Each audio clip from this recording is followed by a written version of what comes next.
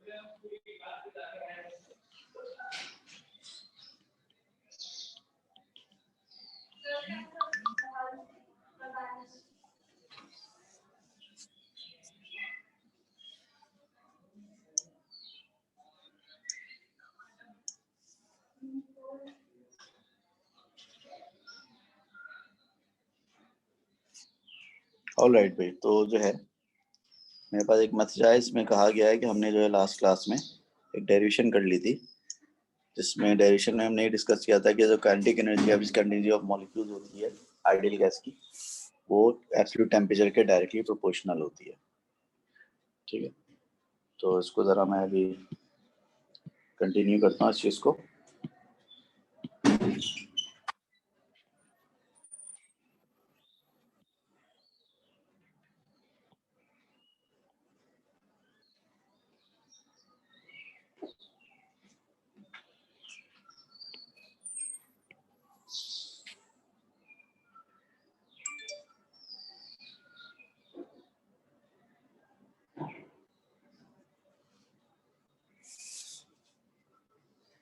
अच्छा देंगे माशाल्लाह से, आज जो है वो 12 तारीख है, 12 नवंबर 2020।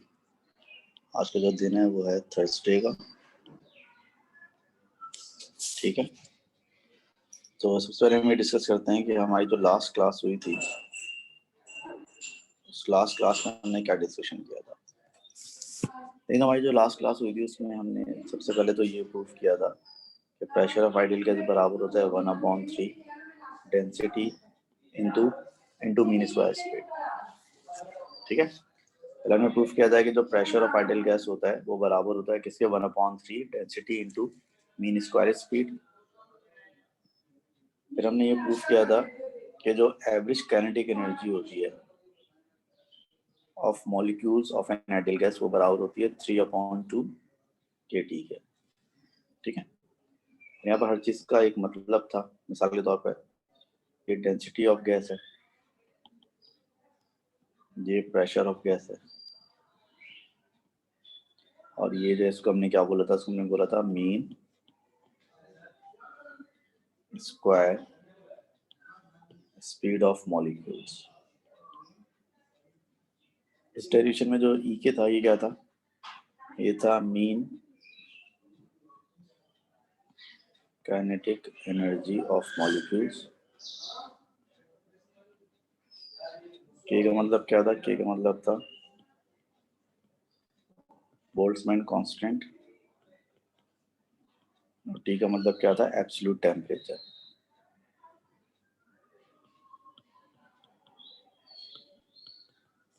एब्सोल्यूट टेम्परेचर मतलब क्या होता है?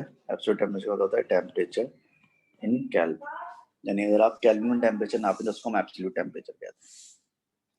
तो लास्ट क्लास में हमने डेरिवेशन जो है कर ली थी कि जो प्रेशर ऑफ आइडियल गैस है बराबर है 1/3 रॉ ब्रैकेट सी स्क्वायर के, और जो mean kinetic energy of molecules है वो बराबर है 3/2 kT के। ये वो डेरिवेशन है जो लास्ट क्लास में हमने की थी। चलिए अब चलते हैं हम आज की क्लास की तरफ।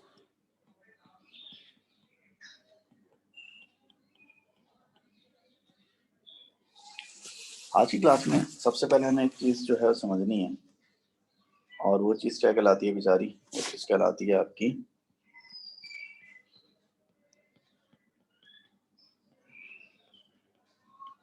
रूट मीन स्क्वायर स्पीड या velocity.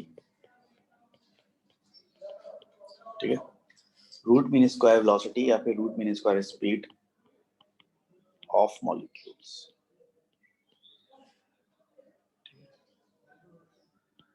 Root mean square speed या फिर root mean square velocity of molecules, ये आज की क्लास में हमें डिस्कस करना है। ठीक है, डिस्कस कर लेते हैं इसको। अब तो हमें एक चीज पता है, वी नो दैट, हमें ये पता है कि P बराबर है किसके? P बराबर है 1/3 रॉ मीन स्क्वायर स्पीड है। P यानी कि प्रेशर बराबर है 1/3 रॉ ब्रैकेट सी स्क्वायर के, यानी कि प्रेशर बराबर 1/3 into density into mean square speed के बराबर है। यहाँ से अगर आप जो है वो मीन स्क्वायर स्पीड को सब्जेक्ट बनाएं तो बराबर आएगा 3 multiply by pressure divide by density. ये बनेगा ना भाई। मैंने ब्रैकेट सी स्क्वायर को सब्जेक्ट बनाया तो ये हो गया 3 times of pressure divide by density. और अगर दोनों तरफ मैं स्क्वायर रूट ले लूँ, दोनों तरफ अगर मैं स्क्वायर रूट ले लूँ तो फिर देखें ये जो है ये क्या चीज़ है? ये है रूट। इस ब्रैकेट का क्या मतलब है? मीन। ये जो 2 है इसका क्या मतलब है? स्क्वायर। और इस सी का मतलब क्या है? स्पीड।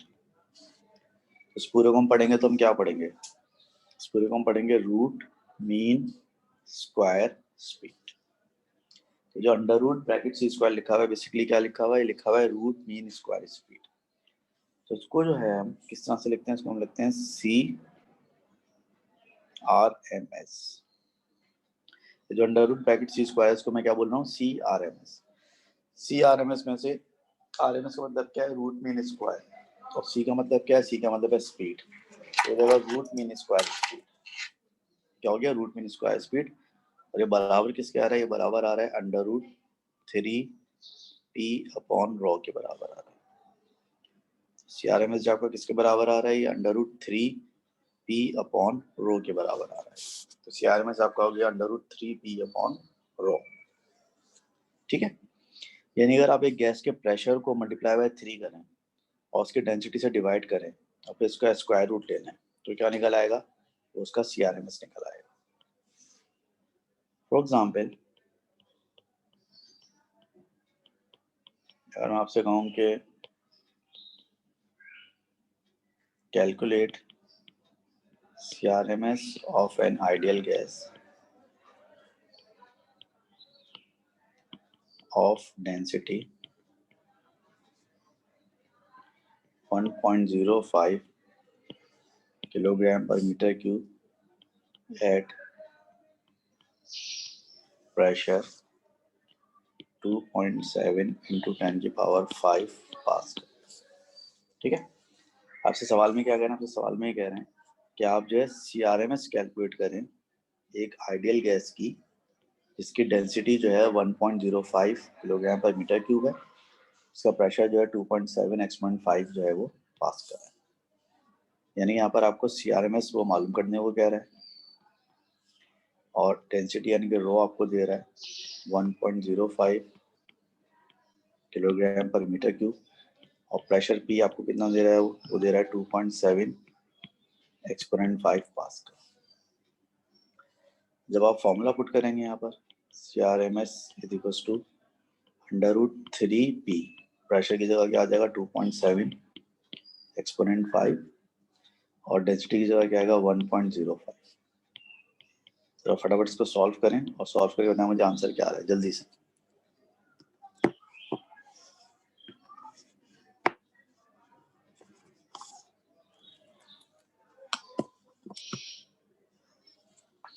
अब सॉल्व करके आंसर बताएं क्या आ रहा है इसका जल्दी से, शाबाश।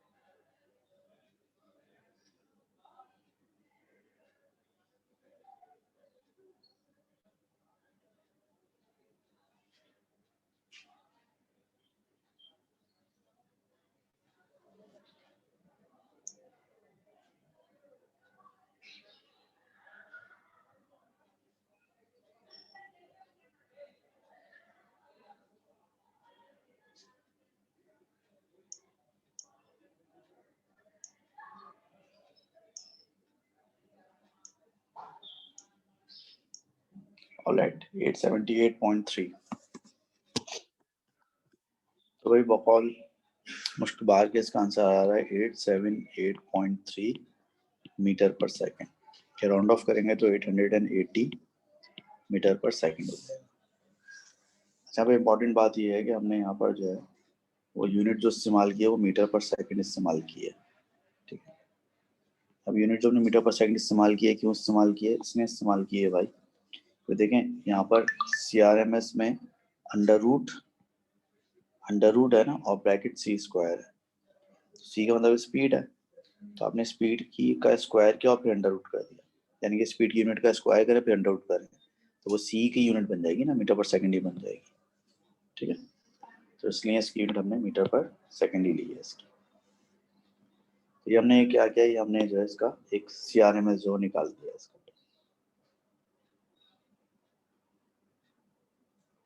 ठीक है। अब देखें जो CRMS का फॉर्मूला है इसको और हम एक और तरीके से भी ड्राइव कर सकते हैं ऑल्सो। हमने एक फॉर्मूला लास्ट क्लास में ड्राइव किया था कि जो एवरेज काइनेटिक एनर्जी है वो बराबर है 3/2 kT के। तो हम यहाँ से स्टार्ट करें, यानी कि हम एवरेज काइनेटिक एनर्जी से स्टार्ट करें, तो जो mean kinetic energy of molecules है बराबर है 3/2 kT के। मीन काइनेटिक एनर्जी होती है बराबर होती है half m mean square speed, 3/2 kT के बराबर है, 2 से 2 कैंसिल। तो यहाँ पर आप मीन स्क्वायर स्पीड को सब्जेक्ट बनाएं तो क्या हो जाएगा, ये हो जाएगा 3 kT/m हो जाएगा, और दोनों तरफ स्क्वायर रूट लेने, तो वही वाली बात हो जाएगी, दोनों तरफ स्क्वायर रूट लेंगे तो ये क्या बन जाएगा, बन जाएगा रूट मीन स्क्वायर स्पीड, और रूट मीन स्क्वायर स्पीड किसके बराबर हुई, बराबर हुए 3 kT/m के बराबर हो। तो ये हमने एक और फॉर्मूला ड्राइव कर लिया CRMS का, यानी कि CRMS निकालने के हमारे पास दो फॉर्मूले हो गए। CRMS निकालने का फॉर्मूला तो हो गया कि एक जो फॉर्मूला है उसके हिसाब से जो CRMS है किसके बराबर है, वो बराबर है √3p/ρ के, और जो एक फॉर्मूला है उसके हिसाब से CRMS किसके बराबर, उसके हिसाब से CRMS बराबर है √3 kT/m के। It means we can calculate CRMS using two formula, या तो आप ये कहेंगे CRMS जो है वो बराबर है √3p/ρ के, या फिर जो CRMS है वो बराबर है किसके, √3 kT/m के, ठीक है। अभी तो फॉर्मूला हमने ड्राइव किए हैं, इन फॉर्मूले में CRMS का मतलब क्या है, CRMS का मतलब है root mean square speed. P का मतलब क्या है? पी का मतलब है प्रेशर ऑफ गैस, और रॉ का मतलब क्या है? रॉ का मतलब है डेंसिटी ऑफ गैस। ठीक है। ऐसे यहाँ पर के का मतलब क्या है? के का मतलब यहाँ पर है बोल्ट्जमैन कांस्टेंट। टी का मतलब वही है एब्सोल्यूट टेम्परेचर। यहाँ पर एम का मतलब क्या है? यहाँ पर एम का मतलब है मास ऑफ अ मॉलिक्यूल। यानी पे एम का मतलब गैस का मास नहीं है, यहाँ पर एम का मतलब स्मॉल एम का मतलब एक मॉलिक्यूल का मास। ठीक है, और देखें आगे। इसके अलावा जब हमने फॉर्मूला ड्राइव किया है कि CRMS जो है वो बराबर है √3 kT/m के। तो यहाँ पर जो है ये जो चीज़ है आपकी 3K/m, जो इस एक्सप्रेशन में जो 3K/m है, इसमें 3 भी एक कांस्टेंट है, K भी बोल्ट्जमैन कांस्टेंट है, और m जो है मास ऑफ अ मॉलिक्यूल भी कांस्टेंट है। तो 3K/m पूरे का पूरा क्या है? 3K/m पूरे का पूरा कांस्टेंट है। तो लिहाजा जो CRMS है आपका जो है वो डिपेंडेंट हुआ, प्रोपोर्शनल हुआ किसके? Under root of absolute temperature के। इसका मतलब ये हुआ कि जो आपके जो मॉलिक्यूलों की जो रूट मीन स्क्वायर स्पीड होती है, आपके मॉलिक्यूल्स की जो रूट मीन स्क्वायर स्पीड होती है वो सिर्फ और सिर्फ किस पर डिपेंड करती है? टेम्परेचर पर। आपके मॉलिक्यूल्स की जो रूट मीन स्क्वायर स्पीड होती है वो स्क्वायर रूट ऑफ टेम्परेचर के डायरेक्टली प्रोपोर्शनल होती है। मीन्स कि अगर आप टेम्परेचर को डबल कर देंगे तो रूट मीन स्क्वायर स्पीड जो √2 टाइम्स बढ़ जाएगी। अगर आप टेम्परेचर को 10 टाइम्स कर देंगे तो जो रूट मीन स्क्वायर स्पीड है वो √10 टाइम्स बढ़ जाएगी, एंड सो ऑन। इसको आप एक और तरीके से भी लिख सकते हैं कि फर्स्ट करेंगे, अगर हम बात करें एट टेम्परेचर T1, तो जो C1 होगी, C1 का मतलब है CRMS, वो किसके बराबर होगी? √3K/T1/m। अब देखें K और M के साथ 1 क्यों नहीं लगाया? क्योंकि K और M तो कांस्टेंट है, वो तो वही रहेंगे सेम। और अगर टेम्परेचर T2 कर दें आप, T2 पर C2 किसके बराबर होगा? √3K/T2/m। अगर आप C1 को डिवाइड करें C2 से तो ऊपर आएगा √3K/T1/m, और नीचे आएगा √3K/T2/m। 3 से 3 कैंसिल, K से K कैंसिल, M से M कैंसिल। तो इसका मतलब ये हुआ कि जो C1/C2 है बराबर होगा √T1/T2। ठीक है, मतलब ये हुआ कि C1/C2 जो है किसके बराबर होगा? बराबर होगा √T1/T2 के बराबर। ठीक है, बराबर √T1/T2 के बराबर होगा। तो इसका मतलब ये हुआ कि दो डिफरेंट टेम्परेचर्स पे जो आपकी रूट मीन स्क्वायर स्पीड्स होंगी मॉलिक्यूल्स की, तो जो C1/C2 का रेशो हुआ इनके एक टेम्परेचर पे रूट मीन स्क्वायर स्पीड और दूसरे टेम्परेचर पे जो रूट मीन स्क्वायर स्पीड है, तो दोनों रूट मीन स्क्वायर स्पीड का जो रेशो है वो दोनों टेम्परेचर के रेशो के अंडर रूट के बराबर होगा। इस चीज को भी जरा हम अप्लाई करके देख लेते हैं। फर्स्ट करें, एक एग्जांपल है।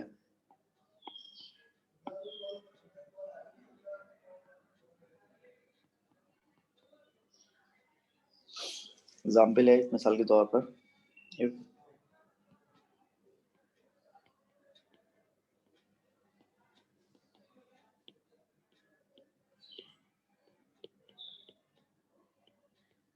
if CRMS of a gas molecules is 270 meter per second at 45 degrees centigrade,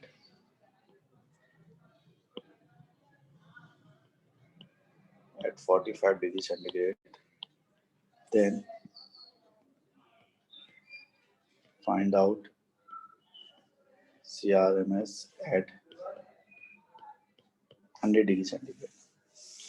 यानी अगर एक गैस के मॉलिक्यूल्स की CRMS जो है वो 270 मीटर पर सेकंड है 45 डिग्री सेंटीग्रेड पर, तो CRMS जो 100 डिग्री सेंटीग्रेड पे कितनी होगी? यानी आसान ज़बान में इसको हम कहते हैं C1। तो टेम्परेचर, ये स्पीड क्या, सॉरी, इस स्पीड को हम कहते हैं C1। तो टेम्परेचर हमारा क्या हो जाएगा T1। हमें एक दूसरे टेम्परेचर पर CRMS मालूम करनी है C2 और ये हमारा दूसरा टेम्परेचर है T2। इसमें C1 आपकी कितनी हो गई 270 मीटर पर सेकेंड हो गई। C2 आपको मालूम करना है। T1 आपका 45 डिग्री सेंटीग्रेड है, उसको फौरी तौर पे केल्विन में चेंज करना है क्योंकि यहाँ पर टेम्परेचर हमेशा एब्सोल्यूट टेम्परेचर होना चाहिए, केल्विन में होना चाहिए। 273 में 45 ऐड करते हैं तो कितना बनता है बताओ खुदा के लिए। जाएगा 318 शायद। और T2 जो है वो आपको दिया हुआ है कितना 100 डिग्री सेंटीग्रेड। और 273 ऐड करेंगे तो कितना हो जाएगा, ये हो जाएगा 373 केल्विन। फॉर्मूला ये कहता है कि भाई C1 अपॉन C2 बराबर होगा under root T1 upon T2 के। ये कहता है ना फॉर्मूला।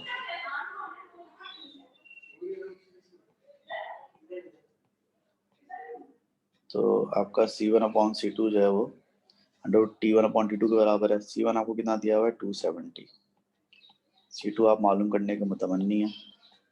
T1 यानी कि इनिशियल टेम्परेचर आपका 318 है और T2 आपका 373 है। ठीक है, आपको C2 मालूम करना है।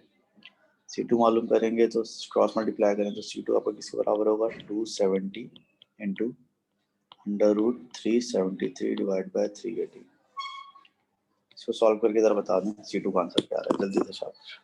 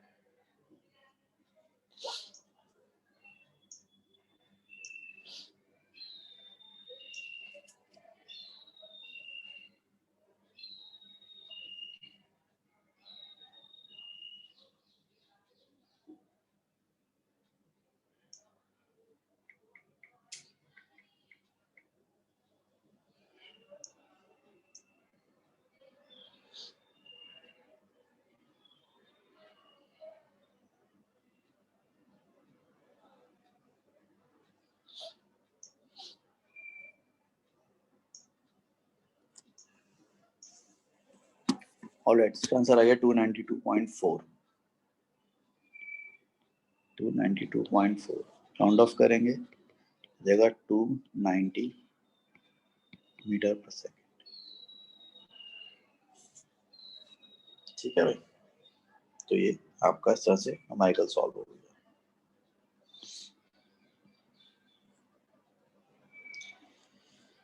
चलें जी, अब जरा एक चीज और देखते हैं। एक और एग्जांपल है।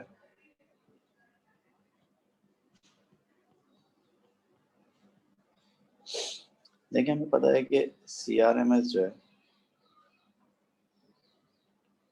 वो डिपेंड करती है टेम्परेचर। ठीक है, पता है कि CRMS डिपेंड करती है सिर्फ और सिर्फ टेम्परेचर पे। हमें ये भी पता है कि ये जो CRMS है वो बराबर है under root 3p upon rho के।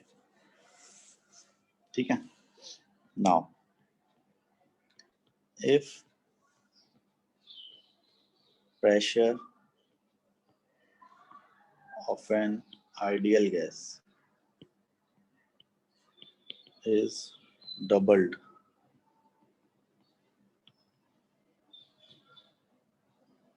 keeping temperature constant, then what happens to CRMS? हाँ, जरा सवाल समझे देना सब लोग। और सवाल में कह रहे हैं कि देखो CRMS जो है वो एब्सोल्यूट टेम्परेचर पे डिपेंड करता है और CRMS जो है 3p अपॉन रो के भी बराबर है। अब अगर हम एक गैस का प्रेशर डबल कर दें, अगर हमें गैस का प्रेशर जो है डबल कर दें, pressure of an ideal gas हमने क्या कर दिया, डबल कर दिया, कीपिंग टेम्परेचर कांस्टेंट।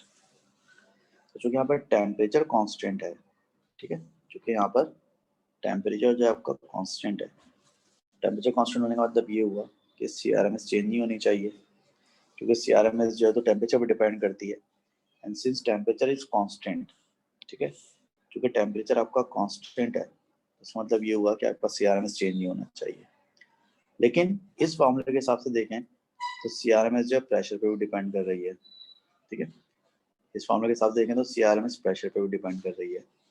और प्रेशर के बारे में क्या कह रहा है, प्रेशर के बारे में ये कह रहा है कि प्रेशर जो है वो आपने क्या कर दिया, प्रेशर आपने डबल कर दिया। प्रेशर के बारे में ये कह रहा है कि प्रेशर आपने डबल कर दिया। तो अगर इस हिसाब से देखा जाए तो प्रेशर के हिसाब से तो ये इसकी CRMS चेंज होनी चाहिए क्योंकि प्रेशर डबल हो गया है। लेकिन टेम्परेचर के हिसाब से देखा जाए तो CRMS चेंज नहीं होना चाहिए क्योंकि टेम्परेचर आपका क्या है, टेम्परेचर आपका कांस्टेंट है। तब यहाँ पे मेरा सवाल ये है कि क्या CRMS चेंज होगी या नहीं होगी। प्रेशर के हिसाब से चेंज होना चाहिए क्योंकि जब इस फॉर्मूले में प्रेशर चेंज होगा तो CRMS चेंज होगी, लेकिन टेम्परेचर के हिसाब से चेंज नहीं होनी चाहिए बिकॉज टेम्परेचर इज कांस्टेंट। तब आप उस पर गौर करके मुझे बताएं कि यहाँ पर CRMS चेंज होगी या नहीं होगी। सही है, आराम से गौर करें, गौर करने के बाद अपना माइक अनम्यूट करके बताएं।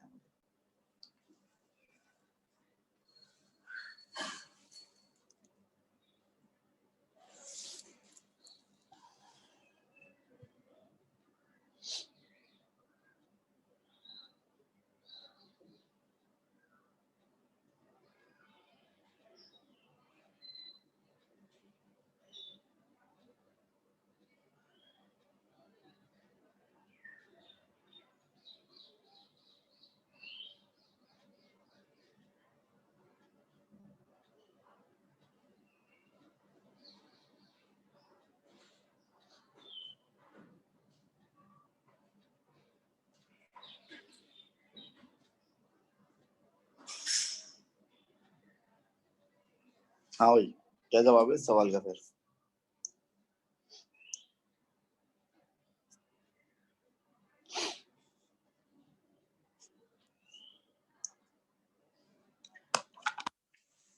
हाँ भाई अमान खान, अपना जरा माइक अनम्यूट करके बताओ कि यहाँ पर क्या होना चाहिए, CRMS चेंज होनी चाहिए या नहीं होनी चाहिए, क्योंकि टेम्परेचर तो हम चेंज कर नहीं रहे लेकिन हम प्रेशर को डबल कर रहे हैं। तो प्रेशर के हिसाब से चेंज होनी चाहिए, टेम्परेचर के हिसाब से चेंज नहीं होनी चाहिए। तो ये चेंज होगी या नहीं होगी CRMS, जरा गौर करके बताएं इसके बारे में।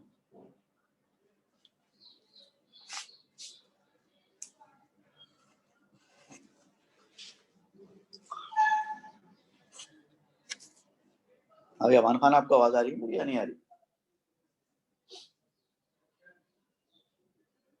अभी हानिया तुम बताओ जरा माइक अनम्यूट करके।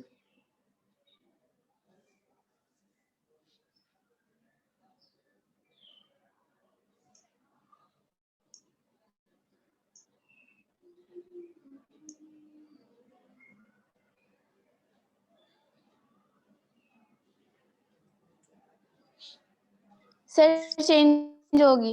दोबारा बोलो, आवाज नहीं आई। सर चेंज होगी। सेम होगी, क्यों सेम होगी भाई, जरा बताओ वजह। सर चेंज होगी। अच्छा चेंज होगी, लेकिन टेम्परेचर के हिसाब से तो चेंज नहीं होनी चाहिए क्योंकि टेम्परेचर तो कांस्टेंट है। मसला हो गया नहीं हो गया। देखिए इस मसले का हल बताता हूँ मैं क्या है। देखिए इस मसले का हल ये है कि अगर temperature is constant and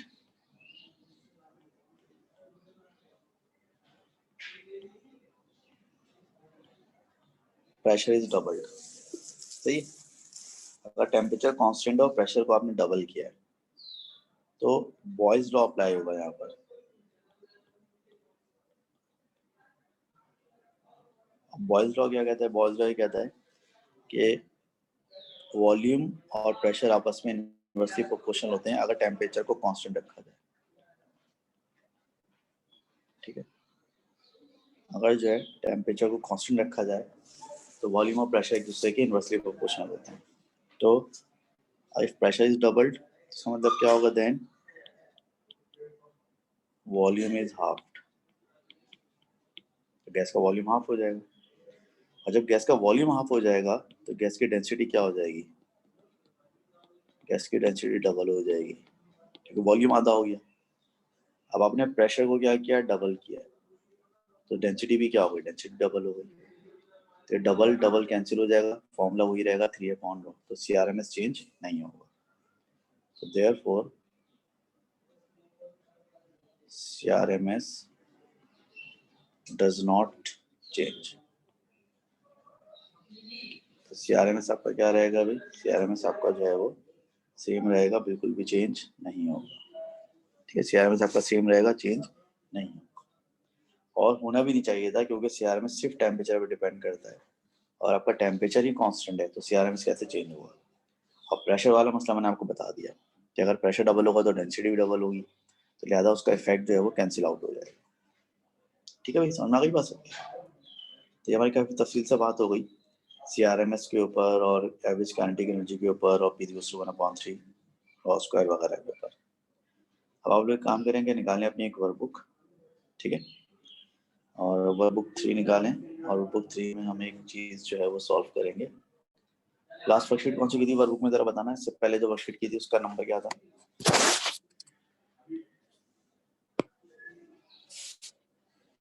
worksheet number बताना। इससे पहले जो वर्कशीट की थी हमने,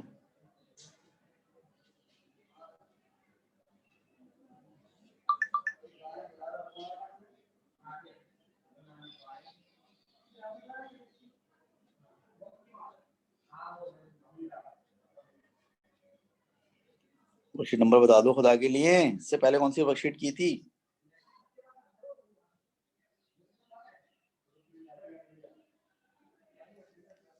वर्कशीट नंबर 15 की होगी इससे पहले।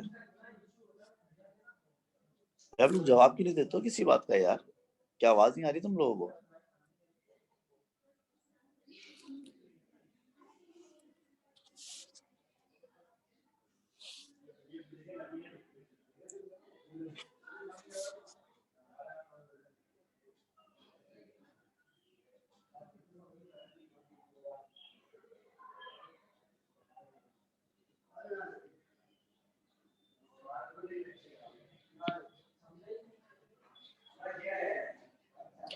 चलो वर्कशीट नंबर 60 निकालें सब लोग, वर्कबुक 3 में। आप लोग तो किसी बात का जवाब देते नहीं है, मैंने खुद ही निकाल लिया वर्कशीट। वर्कशीट नंबर 16 निकालें जरा वर्कबुक 3 में।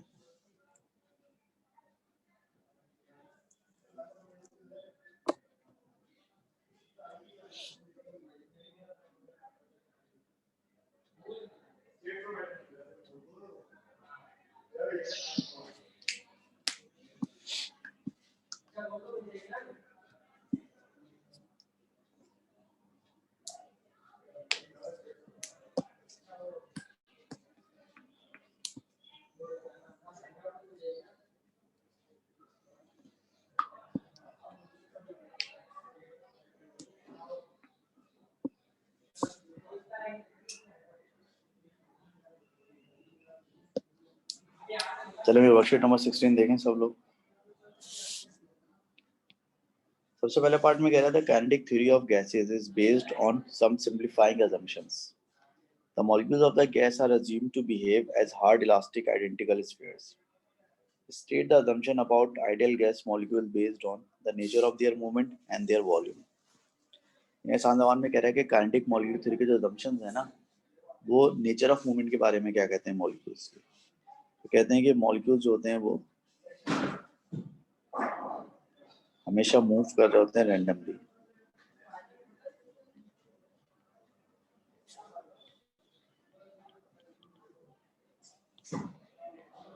Molecules are always moving randomly in all directions. ठीक है, मॉलिक्यूल्स रैंडमली सारी डायरेक्शन में मूव कर रहे होते हैं। ये नेचर ऑफ मूवमेंट के बारे में काइनेटिक मॉलिक्यूल थ्योरी कहती है। मॉलिक्यूल्स के वॉल्यूम के बारे में क्या कहती है, मॉलिक्यूल्स के वॉल्यूम के बारे में कहती है कि जो वॉल्यूम ऑफ मॉलिक्यूल्स होता है वो नेग्लिजिबल होता है,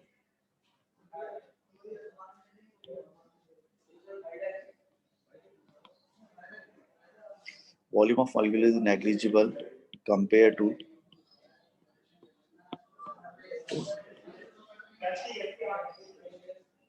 वॉल्यूम ऑफ कंटेनर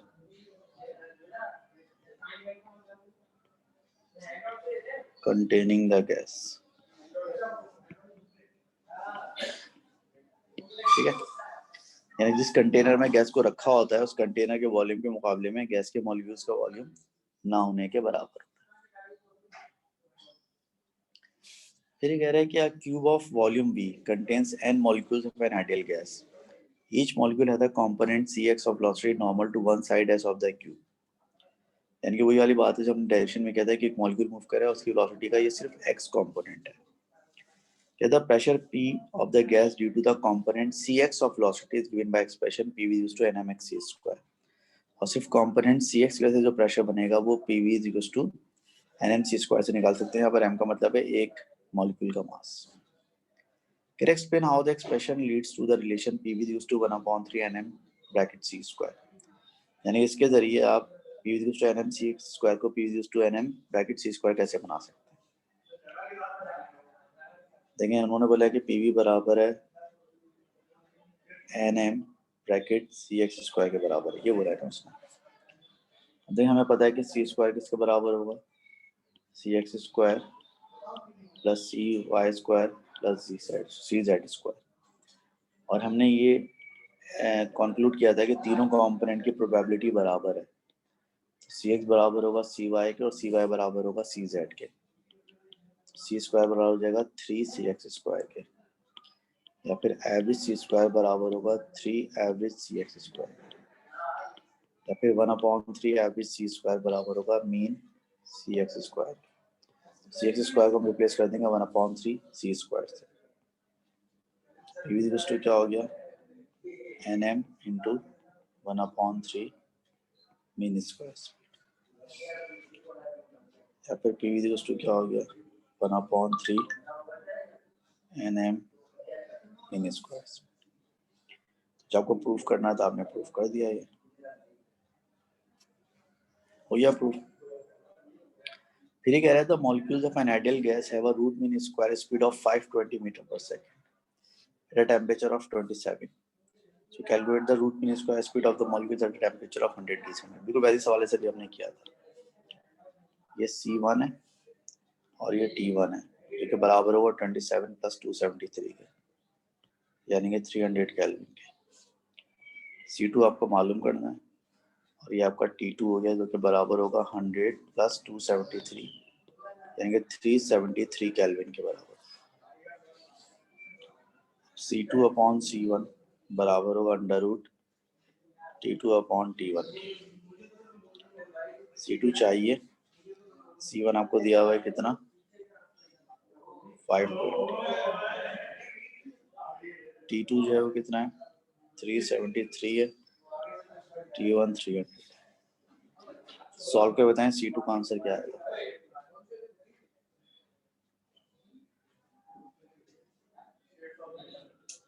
C2 का आंसर क्या आ रहा है, कैलकुलेट करके बताएं जल्दी, शाबाश।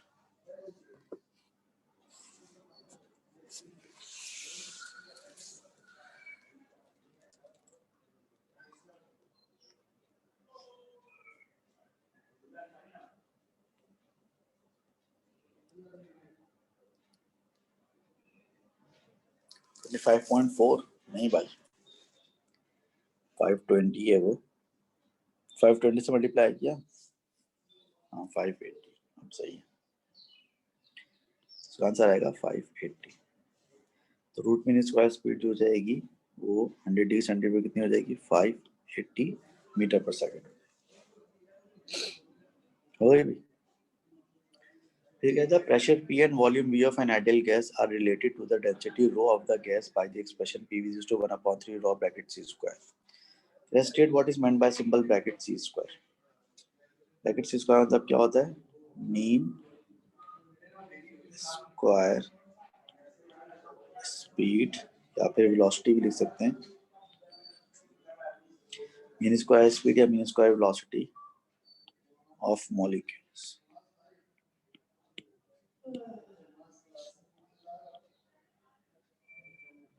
of an ideal gas. यानी यहाँ पर ब्रैकेट सी स्क्वायर से मुराद है एक आइडियल गैस की मॉलिक्यूल्स की mean square speed. Can you use the expression to show that the mean kinetic energy of molecules is given by 3/2 kT? इस expression को आप यूज करें, यानी कि P is equals to तो P is equals to 1/3 rho bracket C square को use करें और ये साबित करें कि मीन काइनेटिक एनर्जी के बराबर है 3/2 kT। कर देते हैं भाई। तो प्रेशर बराबर है 1/3। डेंसिटी का मतलब क्या है? Mass upon volume. तो अगर हम m का मतलब एक मॉलिक्यूल का मास है और उसको मल्टीप्लाई करें टोटल नंबर ऑफ मॉलिक्यूल्स है, तो nm हो गया mass of gas divide by volume, ये हो गई डेंसिटी। ये सब डायरेक्शन हम कर चुके हैं। Bracket C square, p left side पे जाएगा तो क्या हो जाएगा? pv is equal to 1/3 nm bracket C square. लेकिन आपको पता है कि pv इज इक्वल टू क्या होता है? p is equal to nRT होता है, ठीक है। Therefore, लिहाजा अब क्या होगा? अभी होगा कि जो आपका 1/3 nm ब्रैकेट सी स्क्वायर है वो बराबर हो जाएगा nRT के, और जो आपका n होता है नंबर ऑफ मोल्स, बराबर होता है total number of molecules divide by Avogadro number into RT। n से n कैंसिल हो जाएगा, 1/3 m ब्रैकेट सी स्क्वायर हो गया। R/n मैंने बताया था क्या होता है? Boltzmann constant. kT हो जाएगा, 3 वहां जाएगा तो m ब्रैकेट सी स्क्वायर बराबर हो जाएगा 3 kT के बराबर हो जाएगा। अब दोनों तरफ हाफ से मल्टीप्लाई करेंगे ताकि काइनेटिक एनर्जी बन जाए लेफ्ट साइड में। तो हाफ m स्क्वायर बराबर होगा 3/2 kT के, और हाफ m स्क्वायर क्या होता है? Average kinetic energy of molecules, ये mean kinetic energy of molecules. तो t बराबर आ गया 3/2 kT का।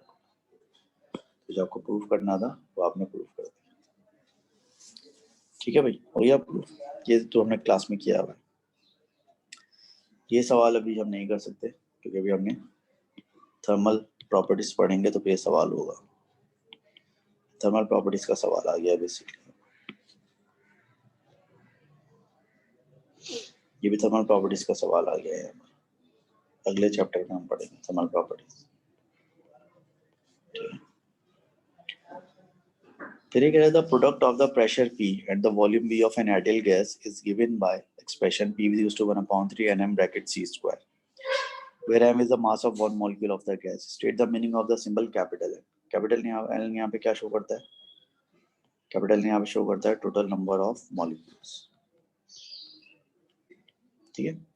कैपिटल N यहाँ पे शो करता है टोटल नंबर ऑफ मॉलिक्यूल्स, और ब्रैकेट C स्क्वायर क्या शो करता है? Mean square speed of molecules, ठीक है। ब्रैकेट C स्क्वायर यहाँ पे शो करता है mean square speed of molecules. फिर the product PV is also given by expression PV is to NKT. Can it deduce an expression in terms of Boltzmann constant K and thermodynamic temperature T for mean kinetic energy? Kinetic energy का formula type करना है। अब देखें PV is to this भी है और PV is to this भी है, दोनों को अगर इक्वेट करें हम, इसका मतलब ये होगा कि 1/3 nm ब्रैकेट C स्क्वायर बराबर हुआ किसके? NKT के बराबर हुआ। n से n कैंसिल, तो mc स्क्वायर बराबर हुआ किसके? 3 kT के। दोनों तरफ डिवाइड बाय 2 कर देंगे तो जाएगा मीन काइनेटिक एनर्जी और बराबर हो जाएगा 3/2 kT। वही जो ऊपर डेरिवेशन की थी दोबारा से वही कर दिया। और ये जो है ये दोनों सवाल आपके थर्मल प्रॉपर्टीज की आ गए, दोनों सवाल थर्मल प्रॉपर्टीज करेंगे तो फिर ये सवाल सॉल्व होंगे, ठीक है जी। और ये आपकी जो है वर्कशीट कंप्लीट हो गई, ठीक है। So that is all about today. आज का लेक्चर आपका खत्म होता है, ये मैं अभी आपके साथ शेयर कर देता हूँ PDF ग्रुप पे। और कल इंशाल्लाह ताला आप जब आएंगे क्लास लेने, कल आपकी डबल क्लास है, 8 से 9 भी एक क्लास है और 10 से 11 भी क्लास है। कल की क्लास में इंशाल्लाह ताला हम जो है वो नया चैप्टर स्टार्ट करेंगे थर्मल प्रॉपर्टीज, ठीक है। तो मिलते हैं इंशाल्लाह ताला फिर कल। ओके जी, थैंक यू।